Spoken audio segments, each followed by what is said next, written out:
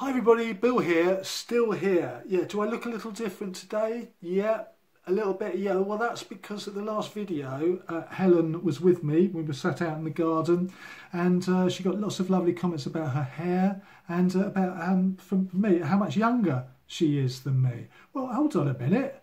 She's only 2 months younger than me. So I thought I'd try a new... I haven't been well, you know. Anyway, I thought I'd try a new look to see whether it makes me look a bit younger.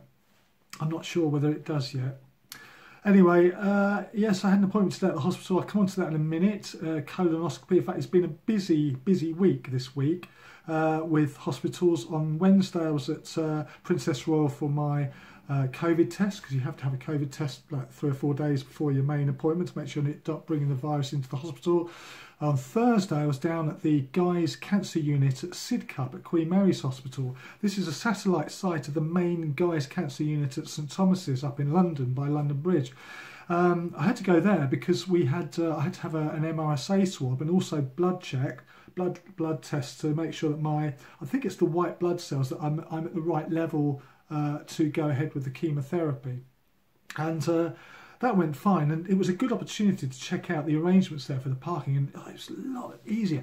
They've got this lovely sort of state-of-the-art building there where you can park for free if you're a cancer patient, and it's so much easier than the parking normally for hospitals. So I would absolutely recommend, if you get the chance to have treatment at that site, do it. I'm hoping mine will be there. The parking's the main thing, isn't it? On that, I just thought I'd show you a little bit about what the Princess Royal was like. This is where I normally go.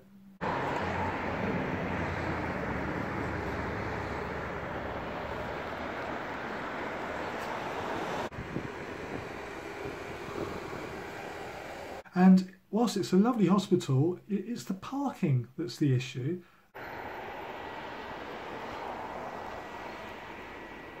Often you drive around for a while trying to find a space, and when you do eventually get a space, you have to put your money in the meter. You don't know how long to put in for, do you? So you always overestimate, and then you come out and you think, well, I paid for an extra 2 hours I didn't need. Something's wrong there. It's a shame. Really, that should be sorted out. And I know it's a general problem with hospitals, but it just makes the point that Sidcup, so much easier. Right, yes, pain's been good, yeah, a lot better, and eating well, eating more and more fibre, less of the rubbish, and that's good. My weight's staying about, 13 stone 2. Still not much for me. I'm quite tall. I'm 6'1", and I'm a skinny chap, but I can't really get any more than 13 stone 2, which isn't too bad. I'll stick with that. That puts my BMI level on the chart at around 24, 25, which is where you want to be.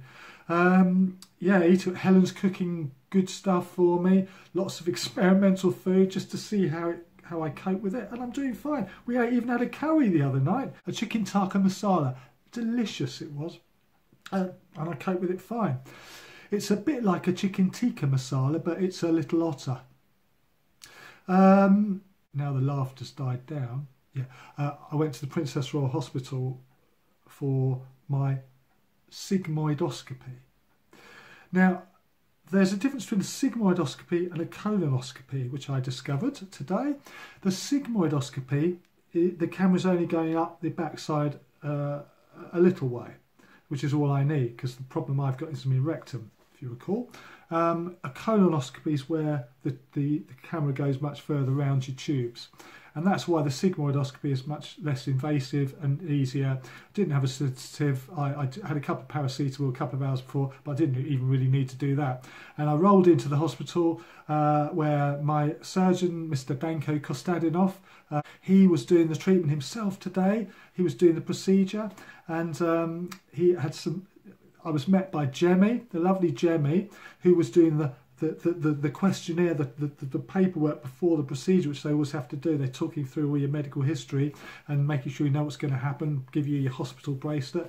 She was very kind, and she had seen a video. She'd seen one of these vlogs because Danko had shown the team my vlog in the morning. So some of them were very keen to see what I looked like. And I met Angel, she was lovely, and Angel was telling me, she said, oh, you play the guitar? Well, I don't really, I mess about on the guitar, but she was very kind and they looked after me really well. And when we went through into the actual room for the procedure, and Danko was just about to stick the camera up my backside, they said, oh, hold on, we're just going to put on a little bit of music, a bit of soothing music to set the scene.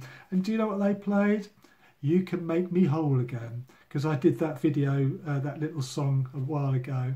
They played that in the background, which was very funny and really made me feel good. So thank you, guys. You're a wonderful team, and that's what hospitals should be like. When you go in there, you come away thinking, what a lovely people and what a lovely experience. Well, that's what I had today. It was great. Well, of course, the point of it was to see whether the seal, the join, where the tubes had been joined together, whether the hole that had been there had healed or not. And the good news is that it has. It's a lot better. And I could see on the camera, and Danko was talking me through it, yeah, you can see absolutely where it's a much tighter seal. You can see there's one staple sticking out. I said, what's that staple there I can see? And he said, oh, don't worry about that. Your body tissue will actually grow over it. It will just, it's not a problem. It looked a lot healthy. Even I could see that it was a lot healthier than the last image I'd seen. So that was really good news. And what it means is that we're ready now for chemo, which is due to start, hopefully, I'm waiting to hear from Dr. Victoria Harris's team, hopefully the week commencing the 4th of April. That's when chemo will begin. And I will update you. To take this off, it's really itchy. I don't know how people cope with long hair. I much prefer my short hair. And so yes, that's going to be the week commencing the 4th of April. Danko did get quite serious before I left, quite rightly, because it's not all fun and games.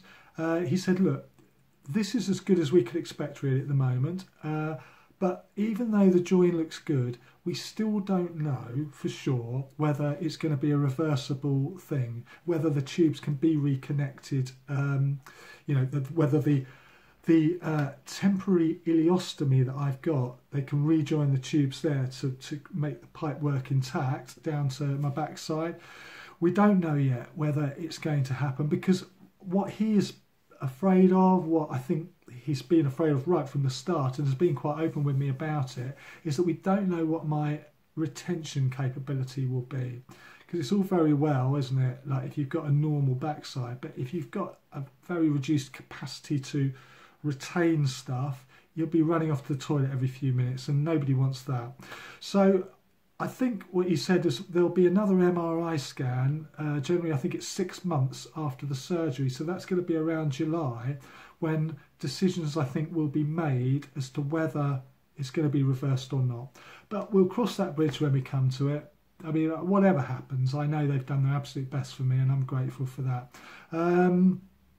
That's it, isn't it? So it was a great day today. It was the best news I could have hoped for. It's wonderful to know that that pain's gone, and I'm looking forward now to getting on with chemo. How am I going to cope with that? Well, keep watching and you'll find out. Bye for now.